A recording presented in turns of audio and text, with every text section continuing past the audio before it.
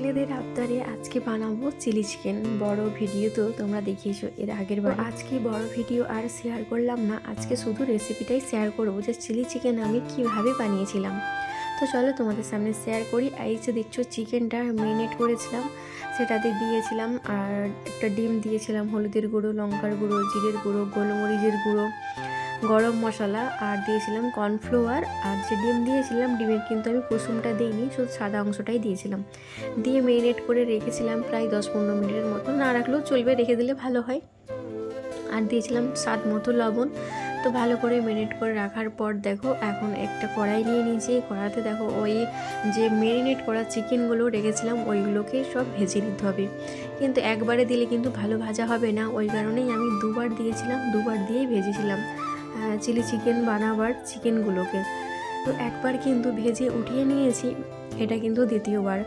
তো দেখো এই যে ভেজে রাখলাম। আর এতে লাগবে কিন্তু ক্যাপসিকাম আর পেঁয়াজটাকে ঝিরিঝিরি কিন্তু বানানো হবে না, এটাতে একটা পেঁয়াজকে ওই 4 ভাগ করে তার যে প্রত্যেকটা লেয়ার একটা একটা করে বের করানো হবে, সেইভাবেই দেখো এখানে বের করিয়েছি। আর ক্যাপসিকামটাকেও 4 কোনা সাইজে আর বানিয়ে নিলাম। দেখো ওইগুলোকে তেলের মধ্যে দিয়ে ভালো করে ভেজে উঠিয়ে নিলাম, চিকেনগুলোকেও ভেজে সব উঠিয়ে নিলাম। উঠিয়ে এতে দেখো এটা যেটা রান্না করব তার মধ্যে দিয়েছি গোটা গরম মশলা ফোড়নে, আর দিয়েছি ঝিরিঝিরি করে পেঁয়াজ বানিয়েছিলাম। এতে কিন্তু পেঁয়াজ বানানোও লাগবে আর ওই ভাজাটাও দিতে হবে, ভাজাটা তো মাস্ট লাগবেই চিলি চিকেনে। তো ভাজাটাকে দেখো সরু সরু করে বানিয়ে তেলের মধ্যে দিয়ে ভেজে নিলাম। তারপরে দিয়েছিলাম আদা রসুনের পেস্টটা ভালো করে ভাজলাম যতক্ষণ না তার মানে কাঁচা গন্ধটা চলে যায়। তো যাওয়ার পর দেখো সব মশলা এতেও দিয়েছি, হলুদের গুঁড়ো, লঙ্কার গুঁড়ো, জিরের গুঁড়ো, আর দিয়েছি একটু কাশ্মীরি লঙ্কার গুঁড়ো। আর যে যার যেমন ঝাল খায় তেমন অনুযায়ী কিন্তু লঙ্কার গুঁড়োটা এতে তোমরা দিতে পারো। তো এই যে চিলি চিকেনটা এইদিকে সব কিন্তু মানে মশলাটা কষিয়ে যে চিকেনগুলো ভেজে রেখেছিলাম ওইগুলোকে দেখো দিয়ে নিলাম। তো এই যে দিয়ে ভালো করে আরও নাড়াচাড়া দিলাম।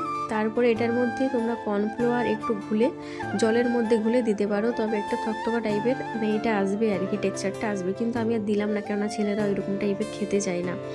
আর এতে লেগেছিলো সয়া সস, আর সরি তখন বলতে ভুলে গেছিলাম, মানে ম্যারিনেট করার সময় সয়া সস দিয়েছিলাম, আর রান্না করার সময় টমেটো কেচাপ যেটা বলে ওটা দিয়েছিলাম।